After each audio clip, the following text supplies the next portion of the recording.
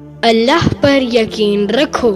ایک دن محمد صلی اللہ علیہ وآلہ وسلم درخت کے نیچے آرام کر رہے تھے اور اپنی تلوار سائیڈ پہ لٹکائی ہوئی تھی۔ اگر بھی دشمن آیا، اس نے دیکھا کہ آپ صلی اللہ علیہ وآلہ وسلم سوئے ہوئے ہیں۔ اس نے جلدی سے تلوار اٹھائی اور محمد صلی اللہ علیہ وآلہ وسلم کے گلے کے قریب کر دی اور بولا، محمد صلی اللہ علیہ وآلہ وسلم، آج آپ کو میرے ہاتھوں سے کون بچائے گا؟ تو محمد صلی اللہ علیہ وآلہ وسلم نے فرمایا، اللہ بچائے گا۔ جب اس نے اللہ کا نام سنا تو اس کے ہاتھ سے تلوار گر گئی۔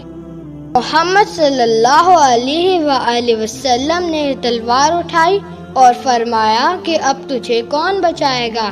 اس نے کہا، آپ صلی اللہ علیہ وآلہ وسلم معاف فرمانے والے ہیں اور درگزر کرنے والے ہیں۔ آپ صلی اللہ علیہ وآلہ وسلم نے اسے چھوڑ دیا تو وہ آپ صلی اللہ علیہ وآلہ وسلم سے متاثر ہوا اور اسلام قبول کر لیا۔